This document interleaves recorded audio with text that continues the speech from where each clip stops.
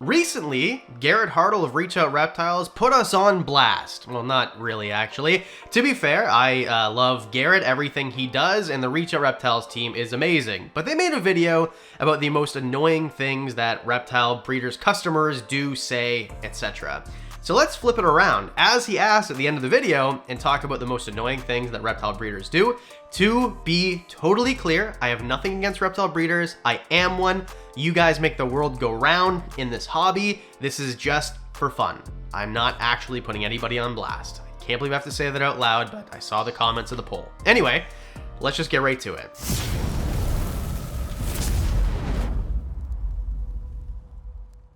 Oh, and I picked these from that poll. Last week I put up a poll that says, what are the most annoying things about reptile breeders? Some of you took it too seriously, but let's start off with number 5. Keeping the expensive animals and making them so expensive that they can't be sold as pets. What's the point? Well, the point is that the more genes are in the animal, the more difficult it is to produce, especially if they're recessives, and those animals are going to be more expensive. You sell a commodity, which we'll tackle that in a sec, because I know you're going to hate that, at the highest price that the market will bear. This is business. This is how business works. I understand that if you're not a breeder and you're just someone who wants to buy, this means nothing to you. You're not a business person. I get it. I totally get it. But if you're running a business, you can't pay your bills based on passion, right? The passion is what brings you there so that you can make the money. That's what's necessary, but you still have to make the money in order to keep going in this species, or whatever species it is, let's say ball pythons for example. You have to get more and more genes into it, or don't have to, but you want to, because it makes it a little bit cooler, a little bit more interesting, a little bit more beautiful. So for that reason, they're going to be more expensive. And then as a breeder, you sell it to other breeders, and then eventually the price will fall because there enough generations have happened where there's more supply, and if the demand catches up, or the supply catches up to the demand is what I should say, then the price is going to go down. That's just how business works in general with anything. So this is just basic business practice. I'm not going to say this is a silly goose comment, because it's not. If you're not a business person, if you don't run a business, it makes sense. If this was me 10 years ago, I'd probably think the exact same thing.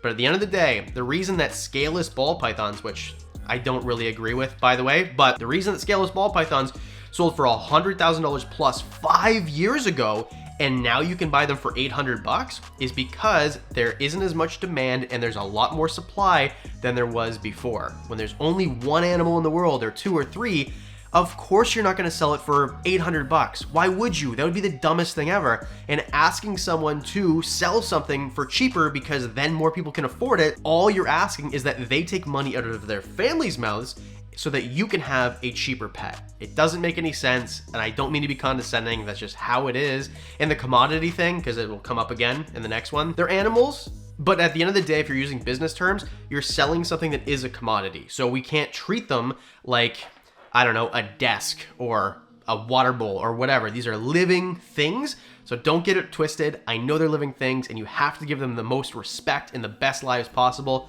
but also, in business terms, here, what they are is a commodity also. So anyway, let's move on to number 4. I feel like I've lost a lot of you already, but whatever. Number 4, you guys think that focusing on morphs and not natural diversity is annoying. Okay, so this is actually perfect because I'm responding to Garrett at Reach Out Reptiles, and what he does is he does do morphs, of course, but he's a locality guy also. So, you know, he'll take Kalatoa super dwarf retics and then breed those and make more super dwarf. So he's that is the natural diversity, right? He also does morphs, as most people do.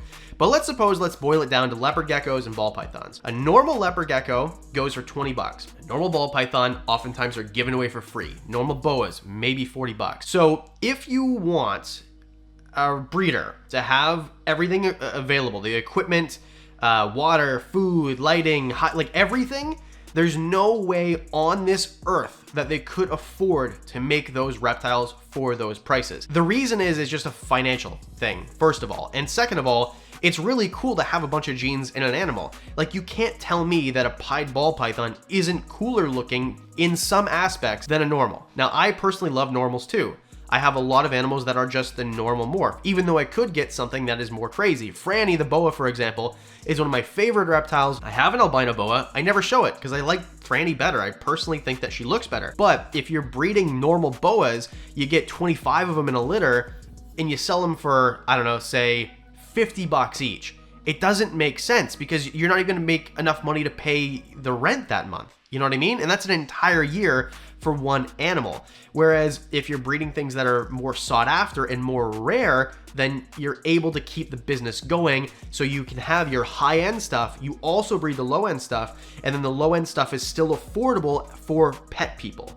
So generally it's gonna be high-end, not high-end, I don't even know the word I'm looking for, enthusiasts of I want higher-end stuff level, I guess, that are going to pay the big bucks, where most people aren't buying their kid a $5,000 animal. So in order to have those animals that are natural looking, normal looking, at a reasonable price, you also have to breed higher end stuff to keep the lights on. That's just how it works. There's many other reasons too, but this video can't be 400 hours long. So I get it, I understand. Don't worry, there is no shortage of normals if that's what you're looking for, but I just don't understand how a lot of other morphs also affect this. But either way, I hope that helps. Okay, let's really get into it here, the things that annoy me too. Number 3, not upgrading husbandry. This does boil my blood, but I think all the comments, there was a lot of comments, all breeders do this, most breeders do this, the majority, and you're wrong. Like, the majority of breeders don't do that. The majority of breeders do upgrade their animals. And if you see a breeder who isn't, just like Garrett said in the video that I'm responding to, you vote with your dollar. So if you see someone who keeps them in a way that you don't like, then don't keep them. Then don't buy from that person that keeps them that way. Period. I agree, there's no excuse for not upgrading husbandry to give the animal a really good life.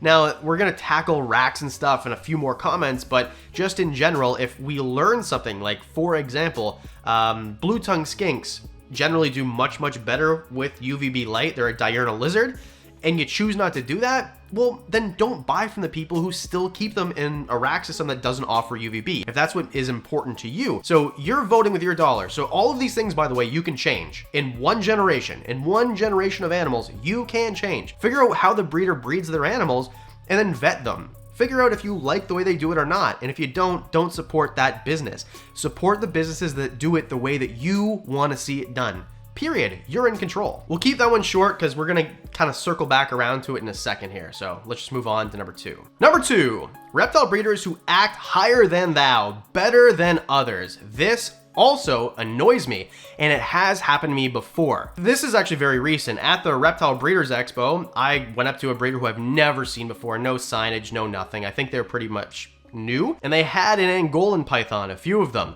And I'm explaining to my girlfriend, who doesn't really know a lot about snakes, hey, look, these kind of look like ball pythons, right? Because, and then I couldn't even like move on from that sentence because the guy just so rudely, abruptly, actually, they have nothing to do with ball pythons. You couldn't be more wrong. Like, obviously this guy's just a jerk. He's an idiot and he's wrong. They do look a lot like ball pythons. They come from a very similar range in Africa, but he just wanted to show that he knows more than me, right? Maybe he knew who I was, maybe he didn't, I have no idea, but he was super rude, super arrogant, and overall, this is what is going to turn people away. Because if I was someone brand new, I would assume everybody's like that. If that was my first interaction with a breeder, I would assume everybody's like that. People like this are terrible for the hobby. They're terrible people to be representing this hobby. Here's the thing. Most people aren't like that. I'm in a position where I've been all over. I've talked to so many breeders. At expos, I talked to all the breeders, and very rarely, even before I had a platform and people knew who I was, very rarely has anyone ever been rude to me ever. Most people don't act like they're higher than thou. They want to help you because guess what? If they help you, it proliferates the hobby and they make money because you're not going to buy from them if they're a jerk. And again, you vote with your dollar. So this guy, I don't know if he made a sale all day. He didn't even show up on the Sunday, which is like, you're not supposed, if you show up for a 2-day expo, you're supposed to show up for the second day. It's pretty like against the rules and rude not to do that. So this is in no way against the Canadian Reptile Breeders Expo. Like, they put on a great show. There's always going to be bad apples. But either way, if you go to an expo and someone's rude to you or you talk to someone rude online, well, they're going to get a bad reputation. Tell your friends about it when they ask. Don't pay money to that person. Don't offer them any sales whatsoever. You vote with your dollar. It's up to you. If people are acting that way, let's put them out of business. And by put them out of business, I mean because they don't get sales because they're being rude. Go to someone like a Garrett, who is the nicest human on this earth, who will tell you everything that you want to know and more about super dwarfs. Like, the guy will talk your ear off and be so nice about it. Like, that's just, anyway, there's a bunch of guys like that, and most of them, in my experience, are like that. Number 1, racks and tubs. Now, I got this comment probably more than anyone else. I did a whole video right here about racks versus tubs. Now, I called it tubs are better than enclosures or something like that. Spoiler alert, that's clickbait. Like, in some instances they are, but in most instances they're not.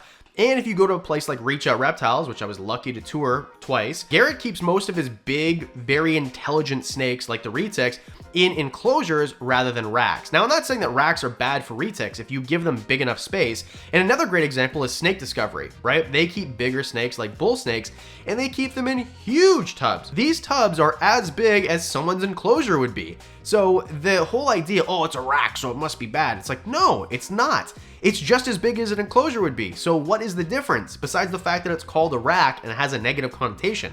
So I think that there's a little bit of virtue signaling here, in that racks aren't always bad. If you keep a minimalistic rack for a very intelligent species like a retic, I don't really agree with that.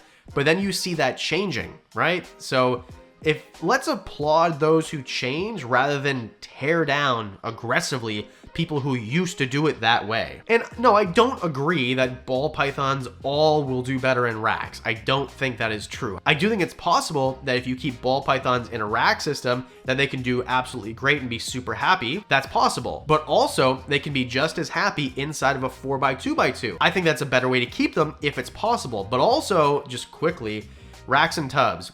If you want animals to be affordable, you have to cut the labor and cut the space needed to have them, and it's just much more efficient to have them in racks. Now, if the animals don't fit into racks and they can't live a healthy life, then yeah, that's not an excuse. I'm not saying it's an excuse because of money to make animals suffer or be in a bad situation, but animals that can be happy in racks, I've got no issue with that whatsoever. So no, not all racks and tub systems are bad at all. There are certain animals that probably don't do very well in them, and certain animals that definitely can't. You can't keep a Savannah monitor in a tub system, obviously, right? Something like that. I don't know, an Aki, whatever. But you can definitely keep leopard geckos and ball pythons and things like that in big enough tubs with enough stuff inside in order to keep them happy and healthy and give them enrichment, just like Snake Discovery does and shows in so many videos. So no, tubs and racks aren't always bad. They only sometimes can be. And the people who do keep them in minimalistic, like too minimalistic of enclosures where it actually hurts the animal, in those cases, then just don't support them. Don't buy their animals, and guess what? They won't make more because they won't be able to afford to. So there you go. That's it. Those are the 5 most annoying things about reptile breeders. Let me know in the comments section, nicely, politely, please, what your most annoying thing about reptile breeders is. And as always, I want to say thanks so much for hitting like and subscribe. You guys keep this channel afloat. You guys are the best. Thank you. And a special thanks to the Patreon supporters. You guys get videos early, discounts on merch, extra content, you know about reptiles in my collection, breeding projects I don't talk about on the channel, and things like that. So for as little as $1 a month, you can be part of that too, and that's it. Because I do videos on Mondays and Thursdays, that means I'll see you in the next one.